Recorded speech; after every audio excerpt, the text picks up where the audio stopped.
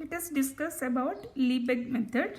What is this method, for what we use, for what purpose? So Liebig method is used. It is a quantitative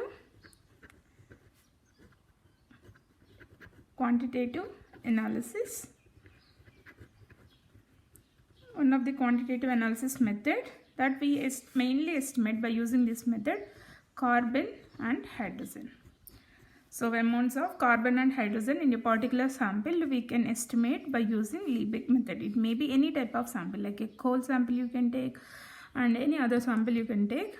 Carbon and hydrogen, percentage weight of carbon and percentage weight of hydrogen can be estimated. If it is an organic compound, you can even estimate percentage of oxygen. That's nothing but subtraction of from total weight.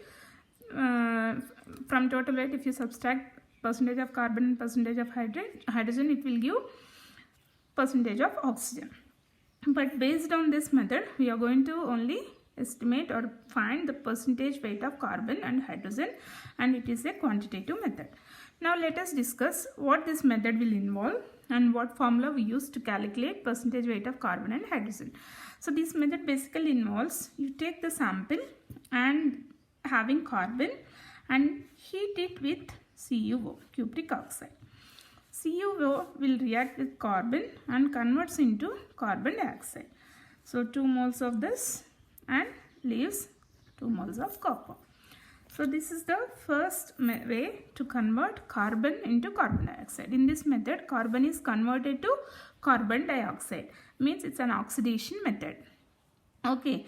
After converting into carbon dioxide, this carbon dioxide gas will be sent into KOH. So KOH will absorb this carbon dioxide.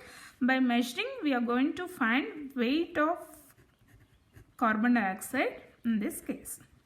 And how much sample you took in the beginning, you know how much sample you took to react with cupric oxide. Okay, that is the weight of the substance. Okay, weight of the substance,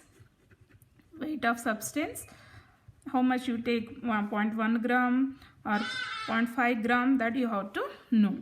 And after doing this experiment, and you have to find what is the weight of carbon dioxide. You know initial weight of potassium hydroxide. After doing this experiment, how much weight of KOH increase. That increase in weight will be giving weight of carbon dioxide. Now how can we determine percentage weight of carbon dioxide? Carbon. Percentage weight of carbon. What is the formula for this? The very simple formula is weight of the, how we converted carbon dioxide. What we are getting result here? Weight of carbon dioxide. So weight of carbon dioxide should be taken in the numerator. It should be divided with weight of the substance that you took. So weight of substance, how much you took in the beginning. For example, if you take the coal, how much coal you took for doing this experiment, that is weight of substance. It should be multiplied with, so what do you want to estimate? Carbon. What is the carbon? Gram atomic weight is 12. How carbon is converted in this reaction? Carbon dioxide. What is the gram molecular weight of carbon dioxide? Carbon dioxide gram molecular weight is 44. Take this one. And what you want to estimate? You want to estimate percentage. So multiply with 100. Okay. So this is the formula that we are going to use to calculate percentage weight of carbon in Liebig's method. Second one, I told you one more, that is we can estimate even hydrogen also. So what they are doing here is hydrogen also reacted with the same cupric oxide, and therefore it is converted into H2O. In this method, carbon is converted to carbon dioxide, hydrogen is converted into water vapor. How many? 2 of this. Okay, plus CO. After getting water, what they do is they will pass this one through anhydrous, means no water, anhydrous calcium chloride.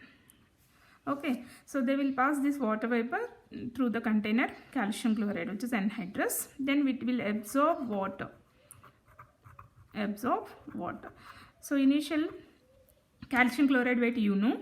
Now after absorbing water, what is the weight of calcium chloride you will find, and if you take that difference will give you so weight of water released in this reaction.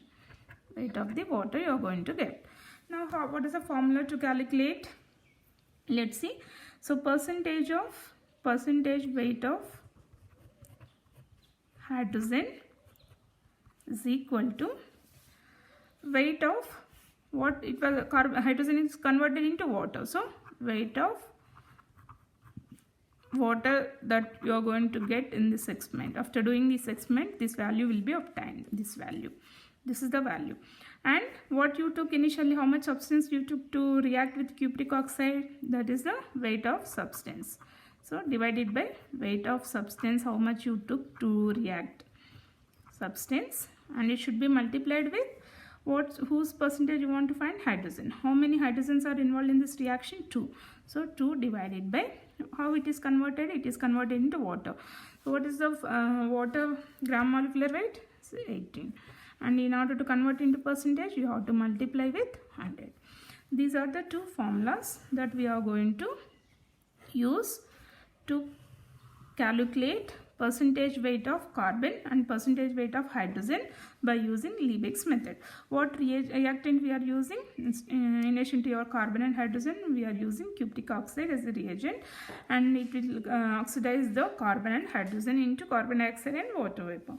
And these two weights we have to find out practically, and those weights, and if you know the weight of the substance, easily you can find what is the percentage of carbon and hydrogen in the given sample.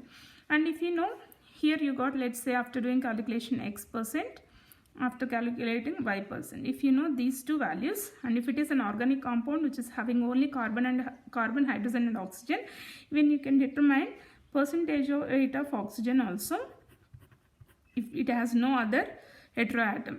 Percentage weight of oxygen can be calculated simply.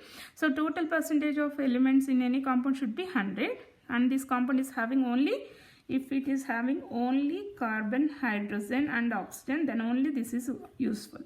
100 minus, what is the percentage that we got? X. X is the percentage weight of carbon and Y is the percentage weight of hydrogen. That will give you the value of oxygen. Okay, for the samples if they have only carbon, hydrogen and oxygen. So these three formulas you can use to find quantitatively what is the percentage of carbon, hydrogen and oxygen. So hope you understood this. Thank you for watching. Please subscribe.